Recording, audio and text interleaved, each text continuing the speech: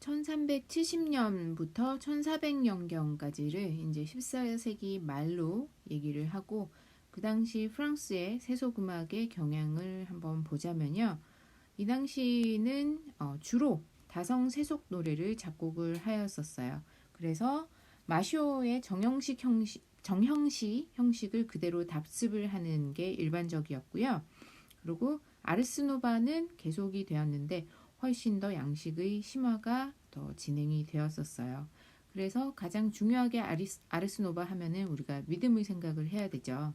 그래서 리듬이 상당히 복잡해지고 선율상으로 변화음이 또 등장을 하게 되어요.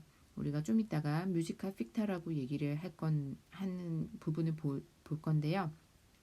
그러한 변화음이 많이 나오고, 그리고 뭔가 작곡적으로도 상당히 복잡한 작곡을 했던 그런 특징을 보이는 거가 이 14세기 말의 프랑스의 그런 모습인데요. 리듬상으로 제가 상당히 복잡해졌다고 했는데 당김음을 상당히 자주 썼고요.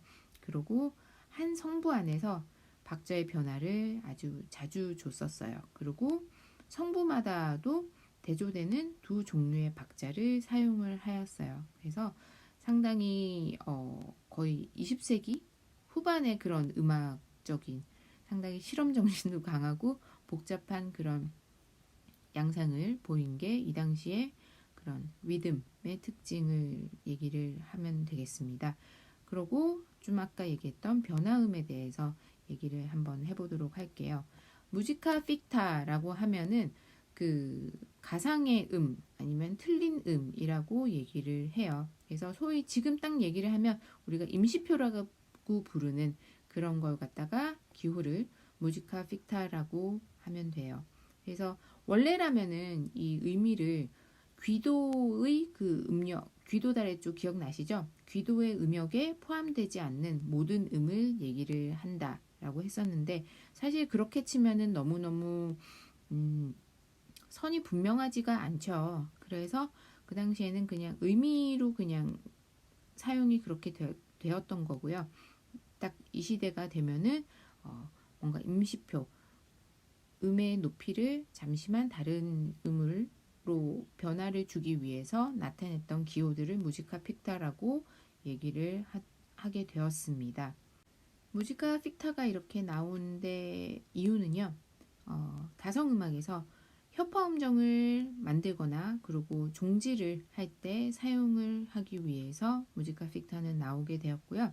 규칙을 한번 알아보자면은 증사도를 일단 피하기 위해서, 증사도는 상당히 불안하고 뭐라 그래야 되지? 되게 오묘한 그런 빛깔의 화음이죠. 그래서 그러한 증사도를 피하기 위해서 무지카 픽타를 사용을 했었고요. 그리고 종지를 해야 되는데 완전 8도 바로 앞에 있는 6도를 장 6도로 하기 위해서, 단 6도면은 그거를 이제 무지카 픽타 기호를 넣어서 장 6도로 만들어서 종지를 이제 할 수 있게, 장 6도 완전 8도의 그런 이제 순서가 되겠죠.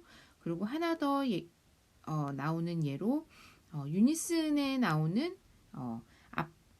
유니슨 앞에 오는 3도를 단 3도로 만들기 위해서 이렇게 무지카 픽타를 사용을 했다고 하는데요. 이게 참 오선 칠판을 놔두고 조금 설명을 드리고 하고 싶은데 말로 설명하니까 참 힘듭니다. 저도 피하고자 했던 음정이 증사도를 피하고, 그리고 완전 8도 앞에 장 6도 완전 8도로 해서 종지를 내고 싶고, 그리고 유니슨 앞에 나오는 3도를 단 3도로 만들어서 유니슨을 조금 더 돋보이게 하기 위해서 그렇게 무지카 픽타를 썼는데요. 악보 한번 보시자면요. 앞에 A에서 첫 마디에 나오는 미에서 도 사이는 단 6도죠. 단 6도와 그 다음에 완전 8도로 이제 진행되는 그 음정의 관계를 이제 B 부분에 보시면은 장 6도로 만드는 거예요. 그 미랑 단 6도, 도에서 위에 도를 반음 올리면은 장6도가 되죠. 그래서 장6도에서 완전 8도로 해서 종지를 만들 수 있게 그렇게 하는 거였고요. 그러고 그 A에서 두 번째 마디 보시면은 이제 도레미 3도죠. 장 3도에서 유니슨으로 가는데 사실 장 3도에서 유니슨 가는 거 그닥 뭐 이상하지도 않고 좋아요. 좋은데 이제 제가 좀 아까 얘기했듯이 훨씬 더 유니슨에 대한 조금 더 집중도를 가하기 위해서 이제 도를 하는 반음을 올려서 단삼도로 만들고 유니슨으로 갔던, 그래서 조금 더 화음적으로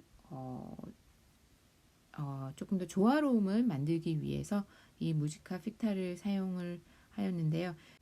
이 또한 이 다양한 케이스들을 증사도를 피하고 단육도를 장육도로 만들어서 완전 8도로 가고 장삼도를 단삼도로 만들어서 유니슨으로 가고 이런 거 규칙들 여러분 모르셔도 됩니다.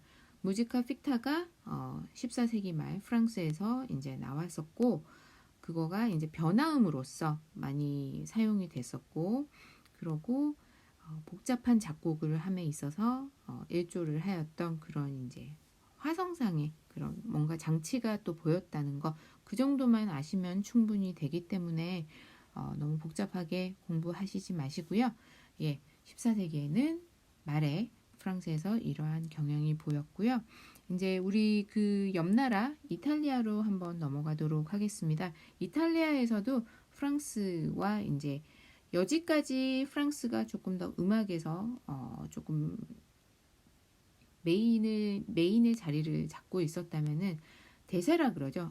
대세를 가지고 있었다면은 이탈리아도 이제 점점 그에 못지않은 그런 음악적인 영향력을 뿜고 있었기 때문에 이탈리아의 14세기 음악을 세속음악에 대해서 한번 짚어보도록 하겠습니다.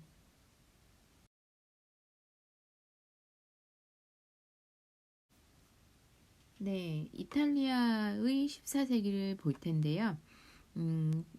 밀레 트레첸토는 1300이라는 이탈리아어라고 해요. 거기서 이제 이 트레첸토라는 이탈리아의 14세기 음악이 이제 나오게 되었는데요. 프랑스의 14세기 아르스노바를 얘기를 하자면은 이탈리아에는 트레첸토가 있었다 이렇게 생각을 하시면 되겠고요. 이 당시 이탈리아 같은 경우는 도시국가의 형태를 이루고 있었어요. 그래서 뭐 북부나 중부 뭐 이런 식으로 다들 이제 도시가 활발히 발달이 되어 있어 있는데요. 상업이 상당히 크게 발달이 되어 있었던 그런 특징을 이제 가지고 있었죠. 그래서 북부에는 뭐 볼로냐, 밀라노, 파도바 등 그런 도시 국가들이 있었는가 하면 중부에는 피렌체가 있었죠. 그래서 이 피렌체는 이탈리아 도시 중에서 가장 큰 영향력을 가진 메디치 가문이 이끈 중심지라고 할 수 있어요. 그래서 그 당시 피렌체에서는 단테, 보카치오, 페트라르카 같은 대문호들이 이제 활동을 하였던 그런 중심지였죠. 그리고 그림의 그 미술의 회화에서도 마찬가지로 상당한 문화적인 그런 꽃이 피웠던 곳이 이 피렌체가 되었었고요. 그렇기 때문에 당시에 프랑스만큼이나 이 이탈리아의 피렌체도 상당한 문화예술적으로 풍부한 그런 곳이었다라고 생각을 하시면 되겠습니다. 그래서 그 피렌체를 중심으로 당연히 이탈리아의 음악도 많이 발전을 하게 되었었는데요. 대부분 다성 세속 노래를 작곡을 하였고요.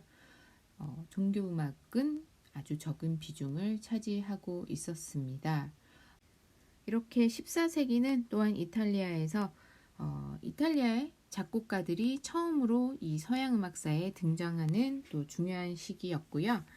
프랑스랑 조금 비교를 해서 보자면은 프랑스는 리듬의 변화에 치중을 좀 더 많이 했다면은 이탈리아 같은 경우는 선율의 흐름에 조금 더 중점을 두고 형식적으로는 조금 덜 형식적인 그런 모습을 보였었어요. 그 이 트레첸토 음악도 아르스노바와 마찬가지로 세 종류의 세 종류의 다성 세속 노래 형식은 있었어요. 그게 또 줄을 이루고 있었지만 아까 그 비를레랑 발라드 그런 것처럼 A, B 뭐 이런 식으로 아주 그 정형화된 그런 형식은 있지 않았고 그 아르스노바보다는 훨씬 덜 형식화가 되어 있었다 정도만 아시면 좋을 것 같고요.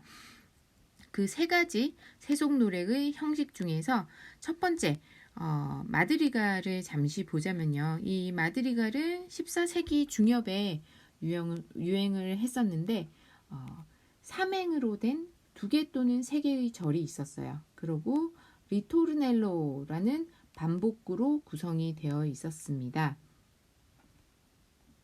리토르넬로 같은 경우는 좀 이따가 우리 리스닝에서 한번 들어볼 텐데요. 다른 절과 다른 박자로 되어 있어서 앞부분이랑은 상당히 음악적으로 구분이 명확하게 되는 그런 반복구가 돼요. 그렇고 각각의 가사가 있는 이성부로 마드리갈은 또 불려지고요. 노래의 내용은 자연과 사랑을 다루었습니다. 네, 두 번째 형식으로 카치아 형식이 있는데요. 카치아는 어원이 사냥하다의 뜻이에요.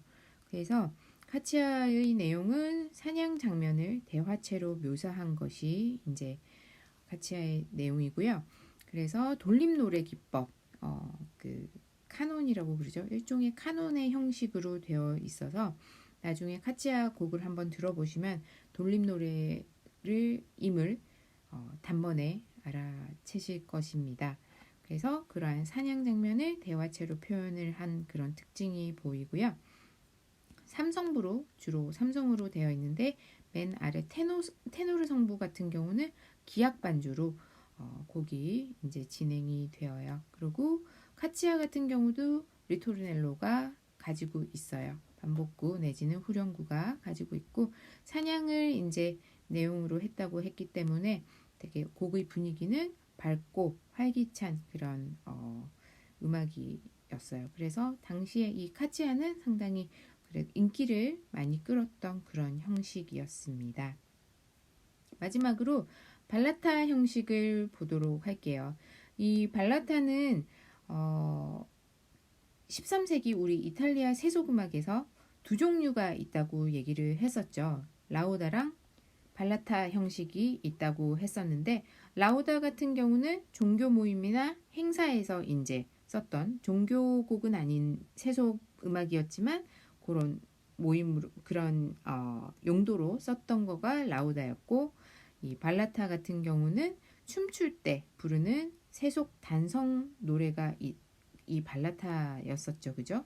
그거랑은 이제 상당히 다른 것이 또 다른 요 지금 14세기 이탈리아 트레첸토의 세속음악에서 나오는 세 가지 형식 중에서 발라타 형식인데요. 이 발라타 형식 같은 경우는 세속 노래 중에서 가장 늦게 이제 발달을 했고요. 주로 이성부나 삼성부로 노래를 부릅니다. 그래서 조금 특징적으로 보자면 프랑스의 비를레 형식이랑 형식을 가지고 왔어요. 그래서 이 트레첸토에서는 발라타만이 정형시 형식을 가진다 정도 그냥 기억을 해주시면 될 것 같아요. 그래서 만일에 제가 뭐 문제를 내는데 이탈리아 트레첸토 음악에서는 정형시의 모습은 전혀 보이지 않는다. true, false 이렇게 얘기를 하면 당연히 이거는 false가 되겠죠, 그죠? 그래서 false를 갖다가 얘기를 하시면 되고요. 왜냐면은 비를레 형식이라는 정형시의 형식은 발라타에서 나타났기 때문에, 그죠? 그래서 그런 예를 잠시 들었고요. 내용은 발라타의 내용도 이제 궁정의 사랑을 가지고 노래를 하였었습니다. 이렇게 이탈리아 트레첸토의 이제 세속 다성 음악을 알아보았고요. 프랑스랑 공통점도 있고 서로 영향관계에 있는 그런 음악적인 면모를 보였습니다. 그렇고 우리 곡으로 리스닝으로 다음 슬라이드에서 이 트레첸토 음악과 관련한 두 곡 감상하도록 하겠습니다.